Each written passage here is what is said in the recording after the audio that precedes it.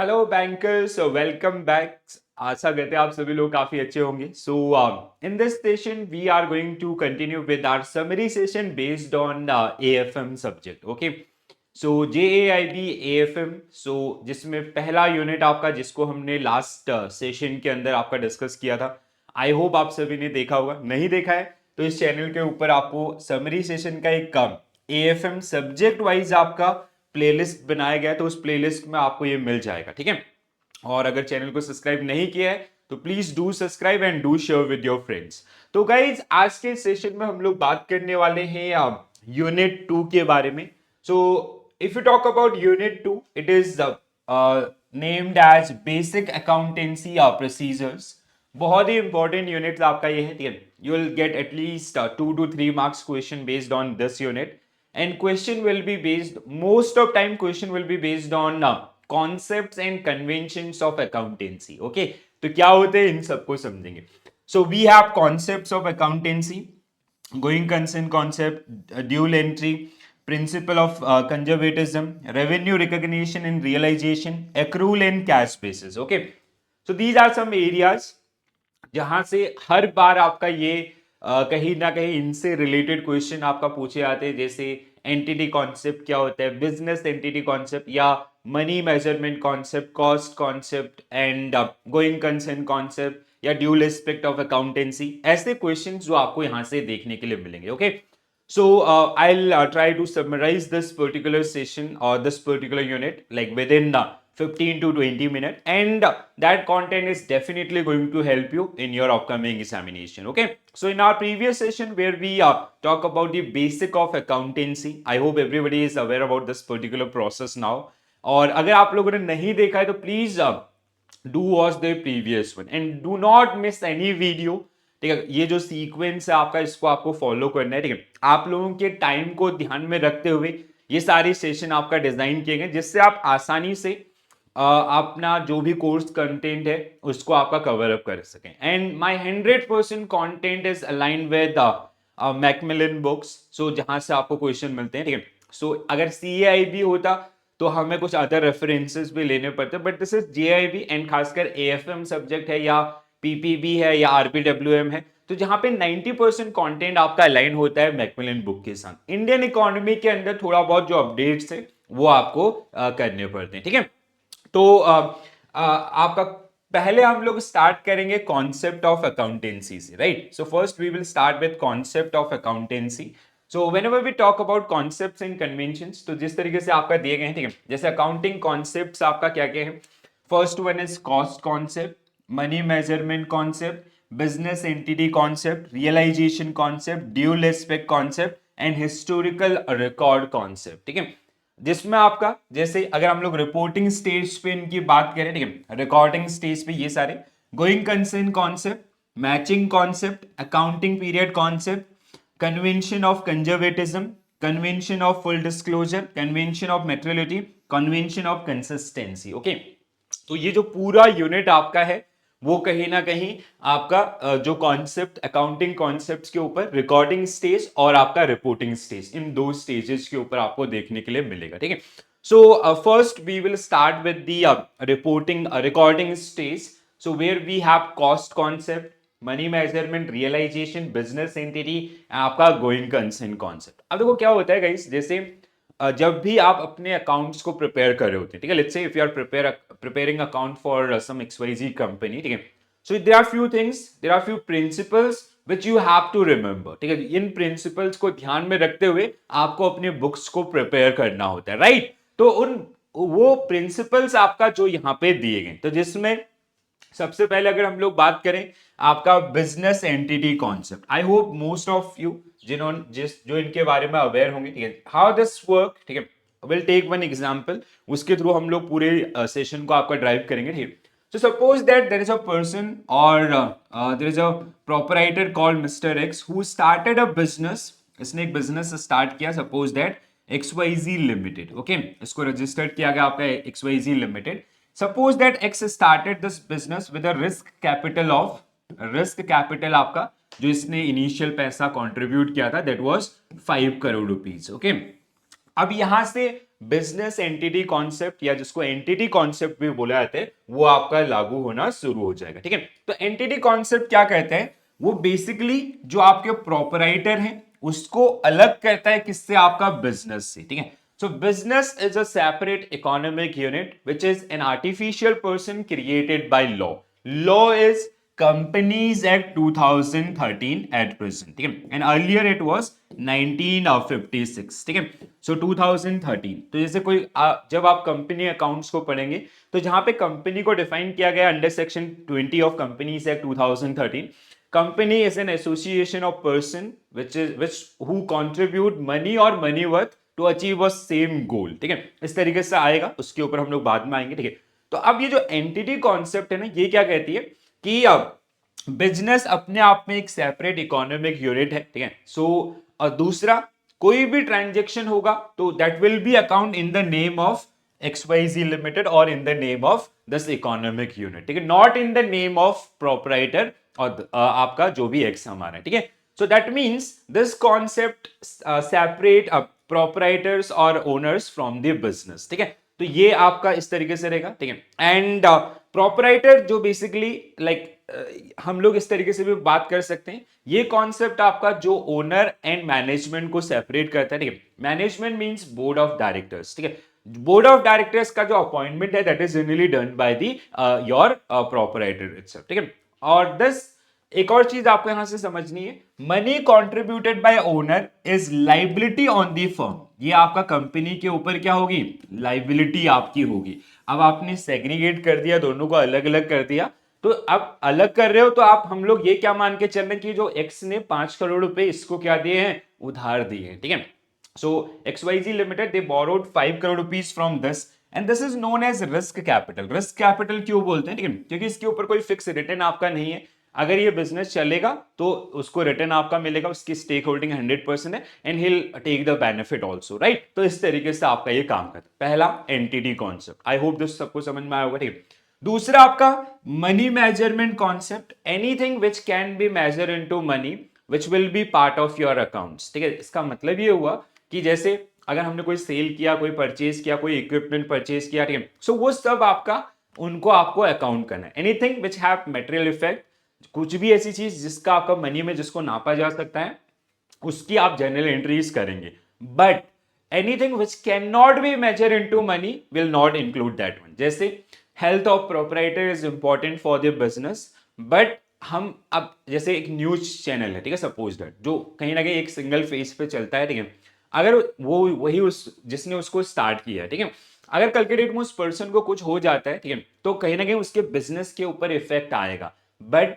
हम उसकी हेल्थ को आपका वहां पे कंसीडर नहीं कर रहे होते। So that is the one. तो इस तरीके से ये कॉन्सेप्ट आपका काम करते हैं। सो वन बाय वन, पहला आपका business entity concept, I hope सबको समझ में आया होगा। ठीक है, so अच्छा, I give you a brief about this one also. Cost concept आपका क्या होता है, बेसिकली हम लोग यहाँ पे परचेज कॉस्ट को इन्वॉल्व करते हैं। ठीक है, जैसे हमने एक इक्विपमेंट खरीदा वर्थ ₹5 लाख, बाद में उसकी मार्केट वैल्यू आपकी हो गई 10 लाख रुपए, हम 10 लाख नहीं करेंगे, हम कंसीडर करेंगे सिर्फ और सिर्फ आपका 5 लाख रुपए। ठीक है, और डेप्रीशिएशन जो होगा वो चार्ज किया जाएगा, उस तरीके से अकाउंटिंग होगी। रियलाइजेशन कॉन्सेप्ट क्या बोलता है आपका कि अब कोई भी सेल आपका जब तक रियलाइज ना हो जाए तब तक आप उसको अकाउंट का पार्ट नहीं बनाते। जैसे जनरली क्या होता है, when we start business we have some expectations from that particular business, right. तो अब ये आपके एक्सपेक्टेशंस को जो आप हम लोग अकाउंट नहीं कर रहे होते, जो एक्चुअल रियलिटी है, जब आपका when there is a movement of goods from seller to buyer, then only you will account that particular one. Realization concept,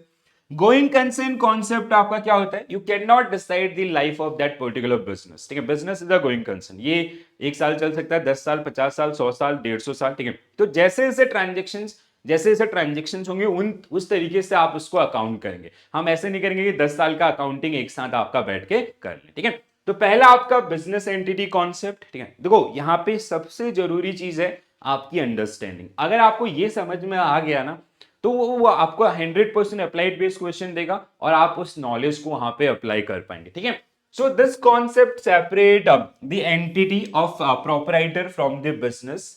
Capital contributed by owner is liability for business because business is a different business is different from owners. Any money withdrawn by proprietor is drawing, ठीक है, अगर वो x आपका उस company में से पैसा withdraw कर रहा है तो you will credit drawing account, ठीक है। All entries are kept in the point of view of business and not in the point of view of owner. जैसे XYZ कंपनी ने किसी को जॉब पे रखा तो XYZ कंपनी ने रखा है जॉब पे, XYZ company will be responsible और liable to pay salary to that particular person, not mister X आपका, ठीक है। An enterprise is economic separate from the economic units which separate from the owners। तो पहला आपका business entity concept उसी view point से, जैसे आप अगर XYZ कंपनी के अंदर अकाउंटेंट है, आप उसके अकाउंट्स को रिकॉर्ड कर रहे हैं तो आप किसके हिसाब से रिकॉर्ड करेंगे, आपका बिजनेस एंटिटी कॉन्सेप्ट को ध्यान में रखते हो तो XYZ के हिसाब से आप सारे ट्रांजेक्शन को अकाउंट करेंगे। मनी मेजरमेंट कॉन्सेप्ट, जैसे मैंने आपका बात किया, anything which can be measured into money that will be part of your account, but which cannot be measured into money, which has some kind of impact on that business, we will not consider that, ठीक है। So every transaction is measured in term of money। so जैसे हमने starting में भी पढ़ा था ना financial character आपका, ठीक है। तो जैसे आपका ये, तो ये सारे आपके पार्ट होंगे आपके अकाउंट्स का। हेल्थ ऑफ प्रोपराइटर और manager is not taken into books although may have a great impact on the overall business। जैसे हमने न्यूज चैनल का एग्जांपल लिया। इन्फ्लेशन और deflation not included in the value of any asset, ठीक है। तो जो एसेट्स के ऊपर आपका वैल्यूज के अंदर उसका इंपैक्ट को हम लोग रिप्रेजेंट नहीं कर रहे होते हैं, ठीक है। तीसरा आपके पास है कॉस्ट कॉन्सेप्ट, ठीक है। So again very easy one, ठीक है। Cost concept, every business transaction is recorded in book of accounts at cost price। cost price के हिसाब से हम लोग उसको लेके चलेंगे irrespective of the market price। जैसे मैंने आपको बताया था ना, we purchase a machine worth ₹5 lakh, but उसका market price अभी 7 लाख चल रहा है, तो आप 7 लाख नहीं कंसिडर करोगे, you will only consider ₹5 lakh, right? All monetary transactions are recorded at historical cost। the machinery is recorded in book by the amount which is paid to supplier plus the expense of bringing and installing the machinery which is necessary to put working order, ठीक है। जैसे हाँ, जैसे अगर आप machinery, suppose that this XYZ company they purchase और they import a machinery from some other country, तो उसका जो परचेज कॉस्ट है, उसका आपका जो फ्रेट कॉस्ट है, ठीक है, जो भाड़ा उस पर लगा है, आपका जो कस्टम ड्यूटीज है, नॉन रिफंडेबल टैक्सेस, वो आपका, so that will be part of cost, ठीक है। उन सबको आपको कॉस्ट में इंक्लूड करना है। जैसे fix asset are kept at the cost of purchase, not their market value. Every transaction is recorded with a present value, not any future value. Unrealized gain are ignored. An item that has no cost is not taken in the books। I hope this is clear to all of you, ठीक है। बहुत ही basic है, बहुत आसान है, but आपको इनको थोड़ा सा ध्यान रखना है, ठीक है।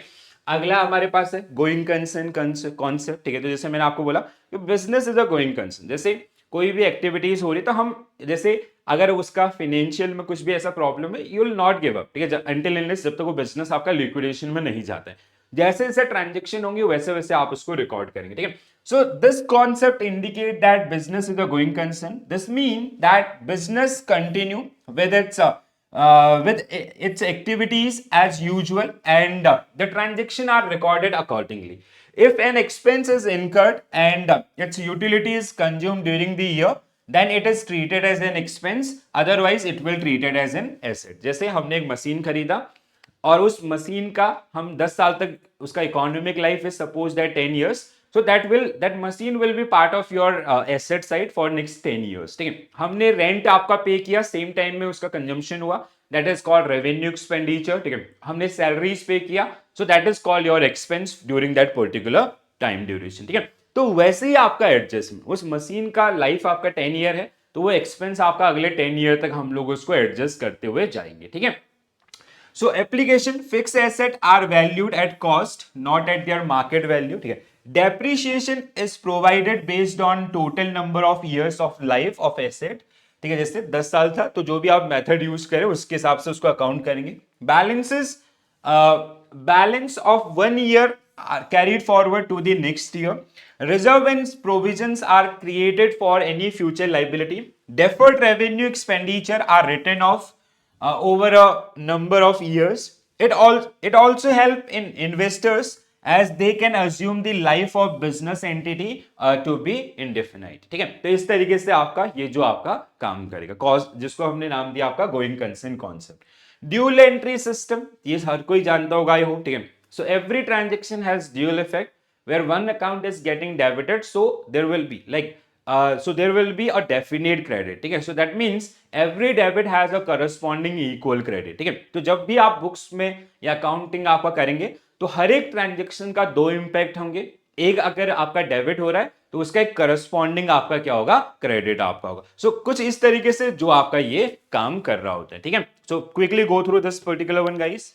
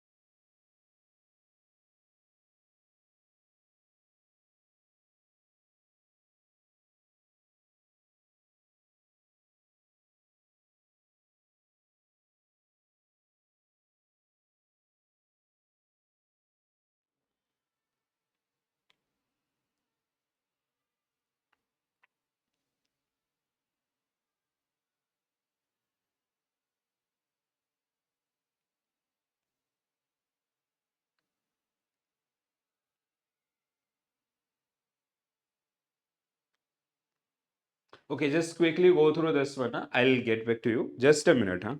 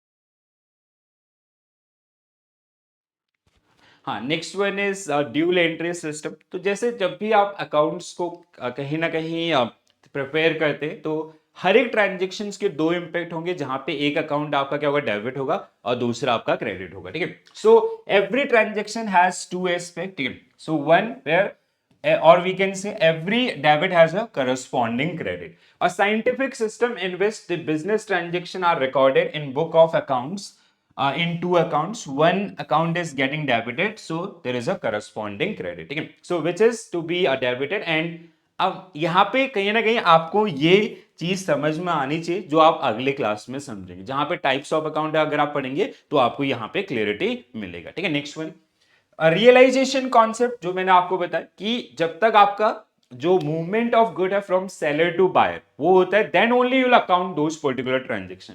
तो दैट इज योर आपका रियलाइजेशन अकाउंट। ठीक है, मैचिंग कॉन्सेप्ट की अगर हम लोग बात करें तो डेबिट क्रेडिट मैचिंग आपका application wise. So this concept explain that we have to match the income of certain period with the expenses of certain period only। जैसे आपका revenue income, revenue expenditure, capital income, capital expenditure, so these kind of thing, ठीक है। तो जो benefits आपका जिस time में मिले हैं उसी टाइम में आप उसको अकाउंट करके चलेंगे। सो this is your concept of accountancy. अब दूसरा, अगर हम लोग बात करें कन्वेंशंस का, सो कन्वेंशंस में आपका मेजर जैसे कन्वेंशन ऑफ फुल डिस्क्लोजर, कि आप मतलब सबसे इंपॉर्टेंट पार्ट है कॉन्सेप्ट, ठीक है। कन्वेंशन साइड में अगर हम लोग बात करें, this is part of reporting side, ठीक है। जो स्टार्टिंग मैंने आपको चार्ट दिखा था उसका reporting area. Full disclosure means कि कोई भी चीज, जैसे लेट्स से हम अपने फाइनल अकाउंट्स आपका प्रिपेयर कर रहे हैं, ठीक है, तो वहां पे जो भी इंफॉर्मेशन आपका मेंशन है, it should be clearly articulated, और we can say it should be मतलब it should be crystal clear to the all the stakeholders, ठीक है। जो उसको पढ़ रहा है उसको समझ में आ रहा है। अगर कोई भी ऐसी कंडीशन है, जैसे हमने अपना इन्वेंट्री दिखाया 5 करोड़, तो कौन से मेथड से हमने वो इन्वेंट्री आपका दिखाया है या अदर्स, वो सारी चीजें आपका क्लियरली वहां पे होनी चाहिए, ठीक है। सो इस तरीके से आपका जो काम करेगा, ठीक है, जिसको आपको ध्यान रखना है। कन्वेंशन ऑफ मेटेरियलिटी का मतलब कोई भी चीज, जैसे अगर हम लोग कोई मेथड चेंज कर रहे हैं, ठीक है, और उसका कोई इंपैक्ट आ रहा है, तो वो आपको इसमें कंसीडर करना चाहिए, ठीक है। और anything which have material effect, material means money effect, money term में effect, it should be part of your account. Conservatism आपका, ये बहुत इंपॉर्टेंट है, बहुत बार पूछा जाता है, ठीक है। कोई भी ऐसी चीज जिसका बेसिकली अगर हम लोग बात करें कि आपका जैसे जो एक्सपेक्टेड लॉसेस हैं उनको आप क्या करें, आप कंसीडर कर सकते हैं, you can make provision for them, ठीक है। जैसे आपका जैसे नॉन परफॉर्मिंग एसेट्स के अगेंस्ट में आपका प्रोविजनिंग है, या फिर आप जैसे आपका डेप्रीशिएशन का प्रोविजनिंग है, जो एक्सपेक्टेड प्रॉफिट्स हैं दे शुड बी इग्नोर, ठीक है। तो यहाँ पे मतलब जो एक्सपेक्टेड लॉसेस हैं उनको अकाउंट कीजिए या उनके लिए प्रोविजनिंग कीजिए, बट जो एक्सपेक्टेड प्रॉफिट्स हैं उनको आपका इग्नोर कीजिए जब तक वो आपका रियलाइज नहीं हो जाते हैं, ठीक है। कंसिस्टेंसी आपका जनरली सजेशन क्या है आपका इनकी तरफ से कि अगर आप कोई मेथड यूज कर रहे हैं तो वही मेथड आपका through out the accounting period आपका इस्तेमाल होना चाहिए, अनटिल अनलेस कि आपको कोई मतलब मैंडेटरी चेंज आपका ना करना पड़ो, ठीक है। और उसकी वजह से क्या इंपैक्ट आया है, that should be part of your note to account, ठीक है। So accounting for full disclosure, entries are made in a such way that they provide honestly all information relating to activities of that particular business. Final accounts में जो आपके हैं, ठीक है, तो ये सारी चीजें आपका these should be disclosed. Consistency की अगर हम लोग बात करें, convention of consistency, if method is selected for recording and reporting purposes, it must be regularly followed in future also, ठीक है। तो ये आपका जैसे मैंने आपका इन्वेंट्रीज के संबंध में, suppose that if you are using FIFO method और वेटेड एवरेज और लीफो, या सपोज दैट कोई एसेट आपका जिसका डेप्रीशिएशन के लिए we are using written down value method, तो throughout the life of that particular asset company they should use same method. If they are making any change it should be disclose in their note to accounts, इसका मतलब ये है, ठीक है। Conservatism बहुत important है, बहुत बार पूछा जाता है, ठीक है। So I will give double star to this one. ये स्टार के ऊपर थोड़ा ध्यान रखिएगा, whenever I will mark this star na, so that means that is the most important area in that particular one, ठीक है। So all possible losses to be taken into consideration and anticipated profit to be ignored, ठीक है। जैसे हमने क्या बात किया कि अगर कोई ऐसा लॉस हो रहा है, जैसे प्रोविजन आपका है, एनपीए हो गया है तो आपका प्रोविजनिंग है, there is a probability of default, आप उसके लिए प्रोविजन बनाइए, बट जो एंटिसिपेटेड प्रॉफिट है कि हमें इससे इतना प्रॉफिट होगा, जब तक वो रियलाइज नहीं होता तब तक आप उसको अकाउंट नहीं करेंगे। Creation of provision for doubtful asset, value of stock, creation of contingency reserve, they are generally comes under this one, ठीक है। तो गाइस ये अगर मैं आपको इसको समराइज करूं, ठीक है, तो जो स्टार्टिंग में मैंने आपको सबसे पहले मतलब इस पूरे यूनिट का अगर आप क्रक्स देखते हैं, सो दिस इज द एरिया, ठीक है। तो ये एरियाज आपका जिनके ऊपर हमने बात की, और बहुत ही इंपॉर्टेंट है आपके लिए आने वाले एग्जामिनेशन में कम से कम 2 मार्क्स के क्वेश्चन आपका जो आपको यहाँ पे देखने के लिए मिलेंगे, और हर बार वो आपका इनके ऊपर आपको एग्जामिनेशन के अंदर क्वेश्चन पूछता है, ठीक है।